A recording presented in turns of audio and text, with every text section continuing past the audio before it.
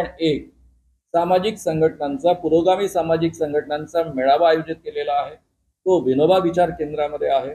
त्या सगळ्यांना सहभागी करून घेऊन आपण मोठ्या प्रमाणावर संविधान बचाव, लोकशाही यानी महाराष्ट्र बचाव, संविधान बचाव, महाराष्ट्र बचाव या पद्धतीचं अभियान सुरू करूया।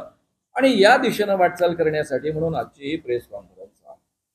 आम्ही संपूर्ण महाराष्ट्रभरामध्ये हे जनजागरण करणार आहोत। केवळ निवडणुकांचे रिझल्ट हा आमचा उद्देश नाही। सगळ्यात पहिले मला ही भूमिका लोकांपर्यंत पोहोचवणं गरजेचं वाटतं की या देशामध्ये जवळपास 70% लोक शूद्र होते। लोकमान्य टिळकांच्या म्हणण्यानुसार या देशामध्ये 5% लोक वगळता बाकीचे सगळेच्या सगळे शूद्र आहेत। ओएसिस फर्टिलिटीच्या तज्ञांनी IVF उपचार पद्धतीद्वारे 1 लाखांहून अधिक जोडप्यांना मातृत्व प्राप्तीचा आनंद दिला आहे। मोफत अपॉइंटमेंट बुक करण्यासाठी आजच संपर्क साधा। मी नेहमी गमतीने म्हणत असतो की मी बोलताना नेहमी म्हणतो श्याम मानव नावाचा माणूस मी तुमच्या पुढ्यामध्ये बोलतो आहे। हा अधिकार मला संविधानानं दिला आहे। म्हणून जर या देशामध्ये या पद्धतीनं स्वातंत्र्य मिळालं नसतं, या पद्धतीचं संविधान तयार झालं नसतं, तर मला म्हणावं लागलं असतं, कारण मी एका शेतकऱ्याचा मुलगा आहे, की मी एक शूद्र श्याम मानव तुमच्या पुढ्यामध्ये बोलतो आहे। ती या देशामधली सर्वसामान्य माणसाची ओळख आणि यांना कशा पद्धतीनं वागवलं जात असे याचं मी वर्णन तुमच्या पुढ्यामध्ये करून दाखवत नाही। मी माझ्या भाषणांमध्ये मनुस्मृतीमधले उतारेच्या उतारे मांडत असतो की म्हणून या पद्धतीनं या देशामध्ये माणसांना वागवलं जायचं। आणि हे कोण वागवायचं? पेशवाई। कशातनं निर्माण झाली?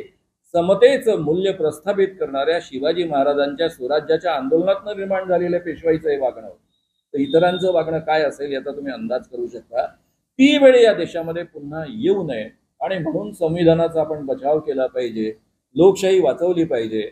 म्हणून मित्रांनो, आम्ही या पद्धतीचं एक मोटो घेऊन संविधान बचाव, महाराष्ट्र बचाव हे अभियान पूर्ण महाराष्ट्रभर सुरू करतो आहोत। विदर्भामध्ये ते अतिशय मोठ्या प्रमाणावर होईल। त्यामध्ये महत्त्वाच्या नेत्यांमधून आणि विचारवंतांना बोलावलेलं आहे। त्यामध्ये सामायिक काही निर्णय होतील आणि त्या पद्धतीनं पुढची पावलं उचलली जातील। मी एवढं विस्तारानं तुमच्या पुढ्यामध्ये का बोललो त्याचं एक मात्र कारण आहे, तुम्हा सगळ्यांचा सहभाग यामध्ये मिळावा म्हणून, आपल्या सगळ्यांना मनापासून वाटावं म्हणून।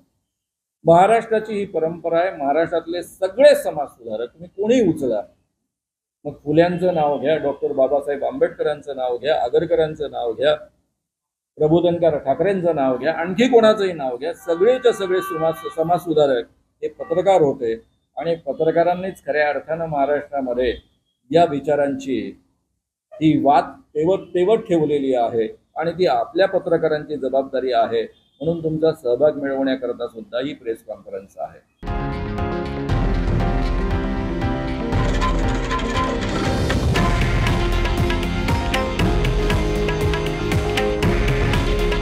हे आहे देशातील नंबर 1 न्यूज नेटवर्क आणि आपण पाहत आहात TV9 मराठी।